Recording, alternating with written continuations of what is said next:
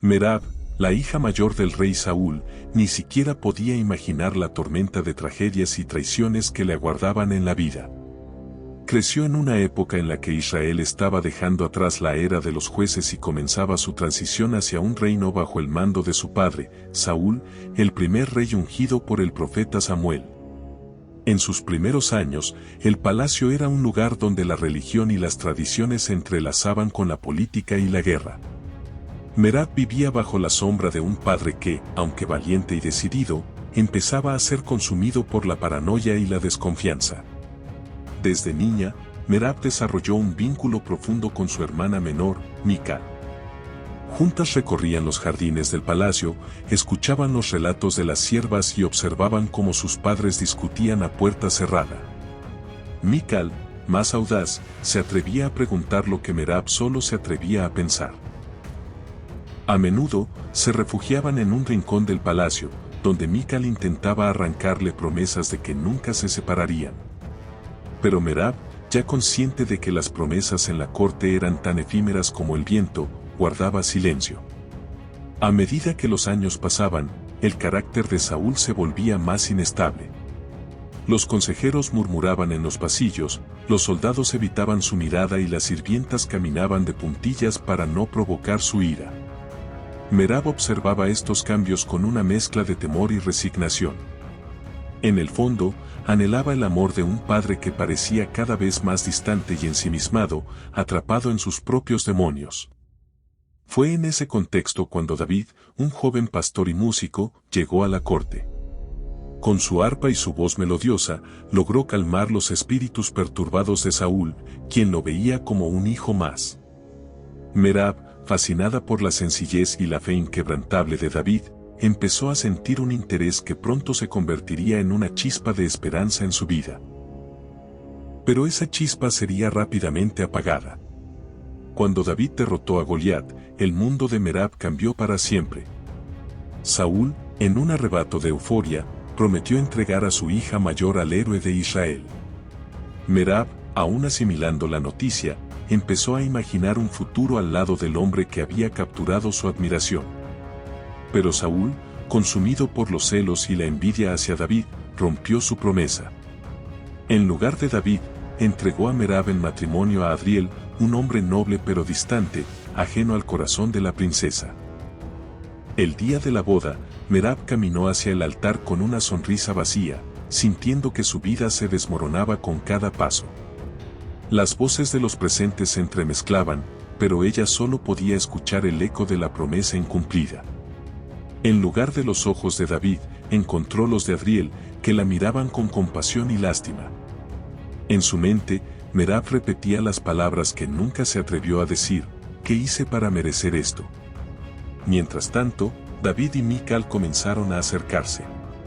Merab observaba desde lejos cómo su hermana menor, la niña que solía esconderse detrás de ella, ahora compartía sonrisas y miradas cómplices con el hombre que un día fue prometido a ella. El corazón de Merab se rompía en 1000 pedazos cada vez que veía a Mical y David juntos.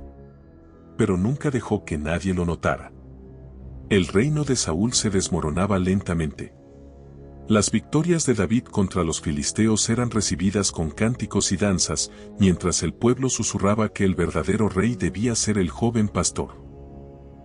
Saúl, incapaz de soportar la sombra de David, ordenó su muerte. Merab, atrapada entre el amor por su padre y la compasión por David, se encontró en una encrucijada imposible.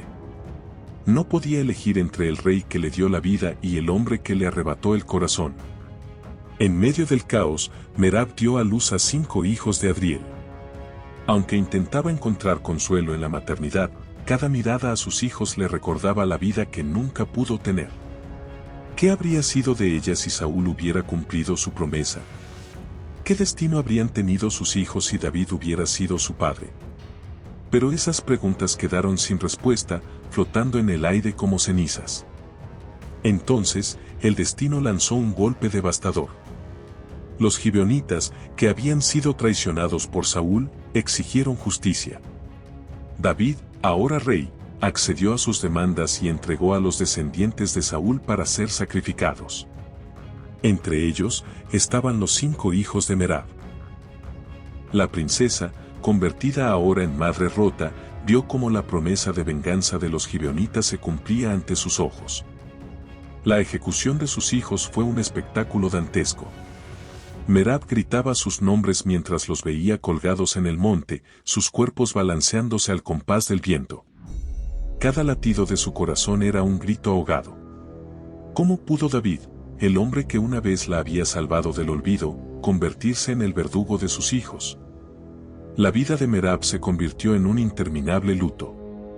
Se encerró en sus aposentos, rodeada de recuerdos que la atormentaban. Cada rincón del palacio le recordaba a sus hijos, a David, a Saúl. En su mente, los fantasmas del pasado bailaban alrededor de ella, susurrando promesas rotas y nombres que ya no podía pronunciar sin romperse.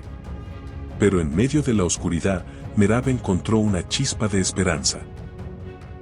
Recordó las historias que las siervas contaban cuando ella era niña, relatos sobre mujeres que habían perdido todo pero habían encontrado la fuerza para seguir adelante. Merab caminaba por los pasillos del palacio, aquellos mismos pasillos donde antaño resonaban los ecos de las risas de sus hijos, los hijos que ahora eran polvo y cenizas. Cada paso que daba le recordaba las promesas rotas, los amores perdidos, las traiciones y los días en que fue la hija del rey Saúl, la hermana mayor de Mical, la prometida de David. Ahora, esos tiempos parecían sueños lejanos, casi irreales, fragmentos de un pasado que se había desmoronado como un castillo de arena. En las noches, cuando el silencio caía sobre el palacio como un manto de tinieblas, Merab se sentaba en el suelo frío de su cámara, abrazando las túnicas de sus hijos. Aún conservaban el aroma de sus cuerpos pequeños, el rastro de su inocencia perdida. Cerraba los ojos e imaginaba sus caritas risueñas, sus voces llamándola, madre, madre. Pero cuando abría los ojos, solo encontraba el vacío, la inmensa soledad que le apretaba el corazón hasta casi asfixiarla. Los sirvientes la observaban de reojo, cuchicheaban a sus espaldas. La princesa Merab está perdiendo la razón, decían. Dicen que por las noches, habla sola, que llama a sus hijos muertos. Pero Merab no les prestaba atención. ¿Qué podían saber ellos del dolor de una madre? ¿Qué podían saber ellos del abismo que se abría en su alma cada vez que recordaba la orden del rey David? Esa orden que resonaba en sus pesadillas, como un eco que nunca cesaba. Una tarde, mientras Merab caminaba por los jardines del palacio, se encontró con Mical. La hermana menor, la misma que había sido entregada a David, la misma que había ocupado el lugar que le correspondía a ella. Mical la miró con ojos tristes, con culpa. Quiso acercarse, tomarle las manos, pedirle perdón por haber ocupado el sitio que Merab había soñado. Pero Merab se apartó con frialdad. ¿Vienes a compadecerte de mí?, le espetó, con la voz envenenada por el rencor. ¿Vienes a restregarme en la cara que tú fuiste la elegida, que tú fuiste la esposa amada mientras yo fui arrojada a un matrimonio sin amor? Mical bajó la mirada. Quiso hablar, pero las palabras se le atragantaron en la garganta. Finalmente, dio media vuelta y se marchó. Merab la observó alejarse, con el corazón hecho pedazos, pero sin derramar una sola lágrima. Las lágrimas eran para los débiles, y ella ya había llorado suficiente. Pero aquella noche, cuando el palacio entero estaba en silencio, Merab escuchó un llanto. Al principio pensó que era un eco de sus recuerdos, pero pronto se dio cuenta de que provenía de la cámara del rey. Sin pensarlo dos veces, corrió hacia allí. Cuando abrió las puertas, lo encontró. David estaba postrado en el suelo, con las manos aferradas a la túnica ensangrentada de Absalón. «Mi hijo», gritaba David, golpeando el suelo con los puños. «Mi hijo ha muerto. Oh, Absalón, hijo mío, hijo mío». Merab lo observó desde la puerta. La imagen del rey derrumbado, el héroe de Israel hecho un amasijo de lágrimas y desesperación, le produjo una extraña mezcla de compasión y desprecio. Era el mismo hombre que había ordenado la muerte de sus hijos, y ahora lloraba por la muerte del suyo propio. Merab caminó lentamente hacia él. Se arrodilló frente a David y, con manos temblorosas, le levantó el rostro empapado en lágrimas. ¿Ahora entiendes lo que se siente?, susurró, con voz quebrada. ¿Ahora entiendes lo que es perder a un hijo? ¿Ahora comprendes el dolor que me hiciste sentir? David la miró, con los ojos rojos, la respiración entrecortada. Perdóname, Merab. Yo no sabía, yo. Pero Merab negó con la cabeza. No quería oír sus disculpas. No quería escuchar palabras vacías.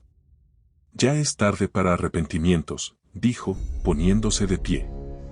Tú destruiste mi vida, David. Destruiste mi alma. Y ahora, el destino te devuelve el mismo veneno que me diste a beber. Y diciendo esto, salió de la cámara, dejando a David sollozando en el suelo, solo, consumido por el dolor. Pero la paz de Merab duró poco. Esa misma noche, un mensajero irrumpió en el palacio. Llegaba desde los desiertos de Moab, con las ropas rasgadas y el rostro cubierto de polvo. Cuando lo vio, Merab sintió un mal presentimiento. El mensajero cayó de rodillas ante ella, jadeando, con los ojos llenos de terror. Princesa Merab, gimió, intentando recuperar el aliento. Hay algo que debes saber. Merab sintió que el corazón se le detenía. Habla, ordenó, aunque su voz apenas era un susurro. Tus hijos no murieron todos aquel día, dijo el mensajero, con voz temblorosa. Uno de ellos fue llevado al desierto. Lo entregaron a los moabitas. Está vivo. Tu hijo está vivo, Merab. El mundo entero pareció detenerse. Las palabras del mensajero resonaron en su mente como un trueno. ¿Era posible? ¿Había sobrevivido uno de sus hijos? ¿Podría ser cierto? ¿Dónde? Gritó, aferrando al mensajero por los hombros. Dime dónde está. En el desierto de Moab. Pero debes apresurarte, el rey moabita planea entregarlo como esclavo a los asirios. Merab sintió que las piernas le fallaban. Pero en lugar de caer, se irguió con más fuerza que nunca. Se cubrió con un manto, se calzó unas sandalias y, sin perder un segundo más, salió del palacio hacia el desierto. Mientras el viento del desierto azotaba su rostro, Merab corrió sin descanso, con el corazón latiendo desbocado. Atravesó dunas y montañas, enfrentó bandidos y fieras salvajes. Pero nada, absolutamente nada, la detendría. Porque al final de ese camino, la esperaba su hijo. Y cuando por fin lo encontró, cuando sus ojos se cruzaron con los de aquel muchacho delgado y herido, Merab cayó de rodillas y rompió en llanto. Lo abrazó con toda la fuerza de una madre desesperada. Madre, susurró el muchacho, acariciándole el rostro. ¿Eres tú? Merab no respondió. No podía hablar. Solo podía abrazarlo, llorar y dar gracias a Dios por haberle devuelto una pequeña parte de su vida destrozada. Pero el peligro no había terminado. Mientras Merab y su hijo se fundían en ese abrazo desesperado, las trompetas de los asirios resonaron en el horizonte. Las tropas del rey asirio avanzaban, como un ejército de sombras, dispuestas a arrasar con todo a su paso. Merab se puso de pie, cubriendo a su hijo con su cuerpo. No permitiría que le arrebataran lo único que le quedaba. No esta vez. No mientras ella tuviera aliento. Y mientras las tropas asirias se acercaban, Merab levantó el rostro al cielo y clamó con todas sus fuerzas. Dios de Israel, protégeme. Protégelo a él. No permitas que el destino vuelva a arrebatarme lo que más amo. Las nubes se oscurecieron. El cielo comenzó a rugir. ¿Sería este el final de Merab? ¿Sería esta la última batalla de una mujer que había perdido todo, excepto su fe? El destino aún guardaba un último giro, uno que cambiaría para siempre el curso de la historia de Israel. Y Merab, con los ojos llenos de fuego y el corazón latiendo con fuerza, estaba lista para enfrentarlo.